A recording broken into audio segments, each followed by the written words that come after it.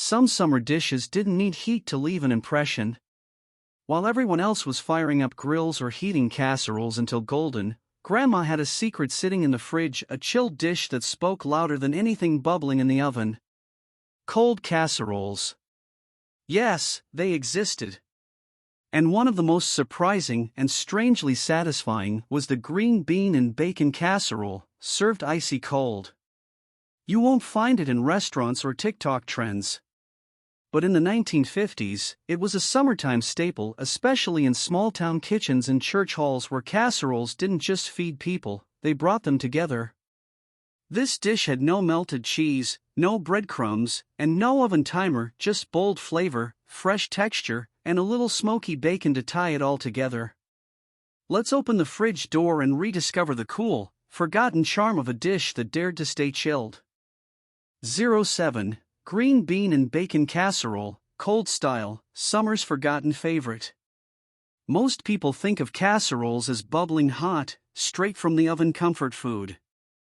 But back in the 1950s and 60s, there was a dish that flipped that idea on its head: the cold green bean and bacon casserole. Served chilled, it was the surprise hit of summer cookouts and bridge luncheons. It started with canned or fresh blanched green beans, crisp, vibrant, and ready to soak in flavor. Then came the magic: crumbled crispy bacon, finely chopped red onions, and a tangy sweet dressing made with vinegar, a touch of sugar, a little mustard, and a whisper of bacon grease. Tossed together and chilled in the icebox, it transformed into something bright, briny, and bold. This wasn't the creamy, mushroom soup casserole we know today. No, this was lighter, zestier, and meant to cool you down on a hot day. Served in chilled Pyrex dishes or molded in fancy rings, it felt modern and refreshing, a salad disguised as a casserole. It appeared at potlucks, ladies' aid luncheons, and even outdoor wedding receptions. It was economical, easy to prep ahead, and packed just enough indulgence with that smoky bacon to keep everyone coming back for seconds. But over time, it faded. People began associating casseroles only with comfort food in winter months. The cold version, delicate and different, quietly disappeared, buried in church cookbooks and recipe cards that haven't been touched in decades. And yet, one bite of this dish, and summer comes rushing back. The salty crunch of bacon. The vinegary snap of the green beans. It's simple, yes, but unforgettable. If you've never had a casserole served cold, this is your invitation. Because not all comfort food needs to be hot, some of it is meant to be chilled, shared, and remembered. 08. Lemon icebox pie, the no-bake queen of summer desserts. In the golden days of summer, when ovens stayed off and windows stayed open, there was one dessert that always made its way to the table: lemon icebox pie. Cool, creamy, and bursting with citrus, it was the kind of dessert that made you close your eyes after the first bite. Born in the 1930s and perfected by the 50s, this pie was the ultimate no-fuss treat. Housewives loved it because it required no baking, just a handful of ingredients, a chilled pie tin, and time in the icebox. It was a genius answer to the summer heat, refreshing, tangy, and elegant without breaking a sweat. The base was often a buttery graham cracker crust, pressed by hand into a tin dish. The filling? A silky blend of sweetened condensed milk, fresh lemon juice, and egg yolks stirred until thick and tart. Some versions added whipped cream or meringue on top, but many kept it simple. Once mixed, it was poured into the crust and left to set in the cold, patiently waiting to deliver that perfect, chilled slice. What made it unforgettable was the flavor, a perfect balance of sweet and sharp, like sunshine in dessert form. It was light enough to follow a big meal but rich enough to stand on its own. Lemon icebox pie showed up at summer reunions, Sunday dinners, and even roadside diners across the South. It was the pie you brought to neighbors when someone had a baby, or the one grandma made just because. But as pre-made crusts and store-bought pies took over shelves, the homemade version faded into memory. Today, it's a quiet relic, a pie that tells a story with every slice. So if you've never tasted it straight from a chilled tin dish on a porch in July, you're missing something special. Lemon icebox pie wasn't just dessert, it was tradition served cold. 09. Jello cottage cheese salad, the sweet and savory mystery of mid-century summer. There was a time when salads weren't always green, or leafy, or even logical. And standing proudly among the most unforgettable creations was the Jello cottage cheese salad, a cold, jiggly, sweet and savory dish that confused some, delighted others, and never failed to start a conversation. This retro classic emerged in the 1950s, when gelatin dishes were more than trendy, they were considered modern, elegant, even glamorous. Housewives flipped through pages of glossy cookbooks for the next Jello masterpiece, and this one stood out. Why?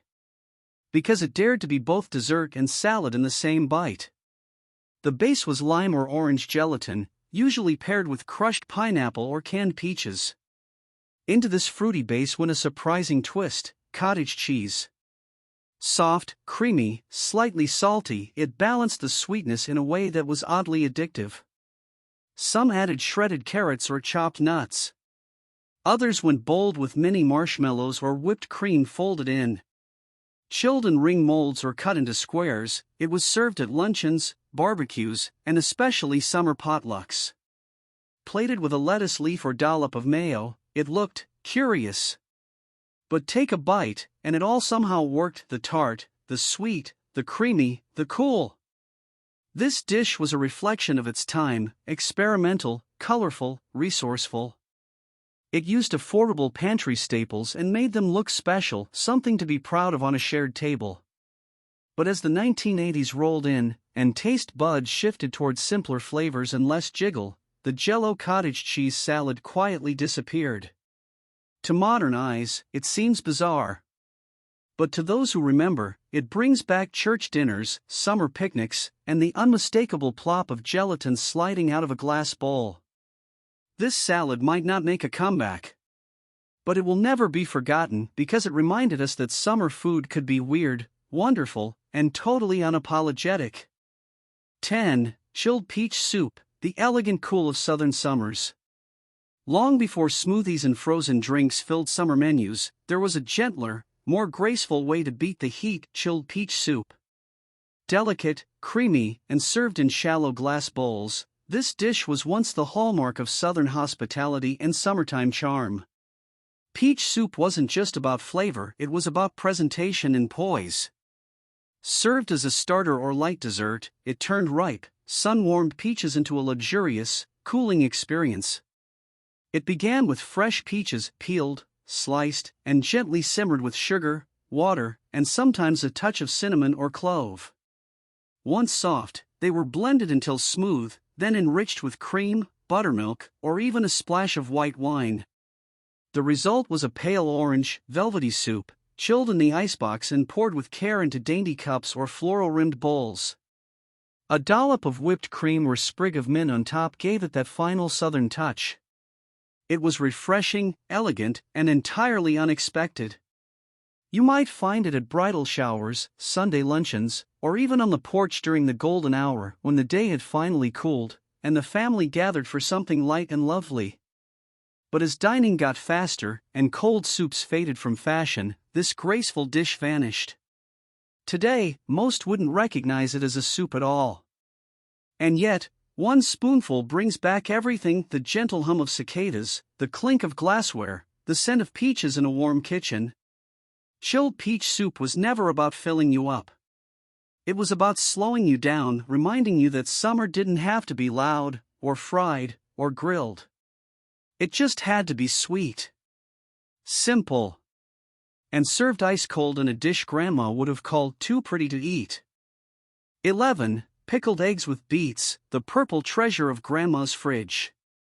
You opened the fridge and there it was, a tall glass jar filled with glowing purple eggs, resting in a deep magenta brine. To some, it looked strange, but to those who grew up on farm kitchens and church suppers, pickled eggs with beets were a familiar and beloved sight. This humble dish came from necessity. During the Great Depression and wartime rationing, preserving food wasn't just smart, it was survival. Beets were hearty and affordable. Eggs were plentiful on farms. And vinegar? Every kitchen had it. So women got creative. They boiled beets, sliced them thin, and saved the vibrant cooking liquid.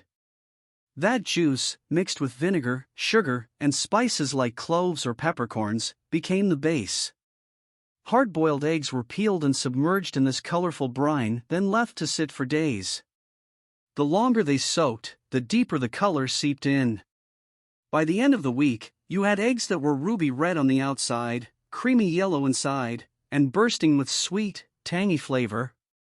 Served cold, often straight from the jar, they were sliced over lettuce, chopped into salads, or simply offered as a snack with salt and pepper. In Pennsylvania Dutch country, they were a fixture at picnics and potlucks. Elsewhere, they quietly graced farmhouse tables and diner counters, sometimes beside a hunk of cheddar and a cracker. But as pickling became a lost art, and store shelves filled with pre-packed sides, this bold, vibrant recipe faded into obscurity. Many today have never tasted one, or even heard of them. Yet for those who remember, that first bite is unforgettable: the earthy sweetness of the beet, the sharp vinegar, the creamy egg center. It's a strange harmony, but a beautiful one. Pickled eggs with beets weren't just colorful. They were proof that simple food, with a little time and love, could become something extraordinary. 12. Homemade dandelion wine, sunshine in a bottle. To most folks today, dandelions are just weeds, pulled, sprayed, and forgotten. But to Grandma and her generation, those bright yellow blossoms weren't a nuisance. They were a gift. And with enough sugar, patience, and moonlit timing, they became homemade dandelion wine. This lost tradition began long before supermarkets stocked endless bottles of polished wine. Back then, people made do with what grew in their own backyards, and dandelions, with their golden petals and bitter greens, were among the first signs that spring had turned into summer. The recipe was part kitchen craft, part quiet ritual. Only the petals were used, carefully snipped by hand to avoid the bitter green stems. They were soaked in boiling water and steeped overnight, releasing a soft, floral aroma. Then came sugar, lemon peel, orange slices, and sometimes even a hint of ginger or clove. The mixture was fermented gently, aged in dark corners of the cellar, and bottled once it turned from yellow to gold. It wasn't fancy, but it was light, sweet, and delicate, like sipping a memory of sunshine. Served in tiny cordial glasses, it made its appearance at summer weddings, porch evenings, and the rare nights when adults laughed a little longer after supper. For many rural families, making dandelion wine wasn't just about the drink, it was about honoring the land, using what you had, and turning the ordinary into something magical. Over time, the tradition faded. Regulations changed. Store-bought replaced homemade. And the art of turning backyard weeds into wine quietly disappeared. But if you've ever tasted it even once, you remember. That first sip feels like a warm breeze after rain. Soft, golden, and completely unexpected. Homemade dandelion wine wasn't about alcohol. It was about not wasting a single bloom. 13. Cold meatloaf slices with mustard, the leftover lunch that beat the heat. The oven did the hard work yesterday. Today, summer takes over. In countless mid-century American homes, leftover meatloaf never waited to be reheated. It was chilled overnight, sliced thin, and served cold with sharp mustard. Simple? Yes. But for busy families and sweltering kitchens, cold meatloaf slices with mustard were a lifesaver. Picture a 1950s icebox opening, wax paper wrapped loaf, dense with ground beef, breadcrumbs, onions, maybe green peppers, maybe oats if times were lean. Once cold, the texture tightened, making clean slices that held together beautifully. Those slices got layered onto white sandwich bread, rye, or just a plate of lettuce leaves. A stripe of yellow mustard or spicy brown if you were lucky cut through the richness like lightning. This became classic field food. Farmers packed it for haying days. Mill workers took it in lunch pails. Kids grabbed it straight from the fridge before running outside again. No frying pan, no stove, no fuss. Just protein, flavor, and that mustard zing that woke you up. Some households glazed the original loaf with ketchup before baking. Once chilled, the sweet top contrasted the vinegar bite of mustard. Others served pickles, sliced onions, or even leftover gravy turned cold Jello alongside. However you dressed it, cold meatloaf was stretch food. One cook once, eat twice, sometimes 3 times. Why did it fade? Microwave culture. Reheat, steam, serve hot. Somewhere we forgot that some foods actually taste better the next day, served cold and unbothered. Revive it this summer. Bake a classic meatloaf, chill it solid, slice thin, and set out mustards: yellow, Dijon, horseradish, even honey mustard for the sweet tooth. Add fresh tomato slices and iceberg crunch. Watch the platter vanish. Serve it on a tin plate under a porch fan, and you'll understand why older generations never complained about leftovers. They were cooling, thrifty, and downright satisfying all summer. Cold meatloaf wasn't leftovers. It was tomorrow's lunch, perfectly ready when the day got too hot to cook. 14. Frozen tomato aspic salad, the chilled jewel of summer suppers. Once upon a time, tomatoes weren't just sliced onto sandwiches or tossed into salads. They were gelled, molded, and chilled, transformed into shimmering creations known as aspics. And the queen of them all? The frozen tomato aspic salad, a retro showstopper that brought both beauty and bite to Grandma's summer table. This wasn't your average side dish. It started with tomato juice, often homemade, strained and simmered from fresh garden picks. To that, a touch of vinegar for brightness, salt for depth, and unflavored gelatin for structure. Some versions folded in finely diced celery, onions, bell peppers, or olives suspended like little jewels in a ruby red sea. Poured into copper molds or ring shapes and left to chill until firm, the aspic emerged hours later with a glistening finish and a light, savory scent. A lettuce bed cradled it. A dollop of mayonnaise or cottage cheese sat in the center. And when it hit the table, guests paused, not in confusion, but in admiration. It was the dish that said, "We eat with elegance, even in July."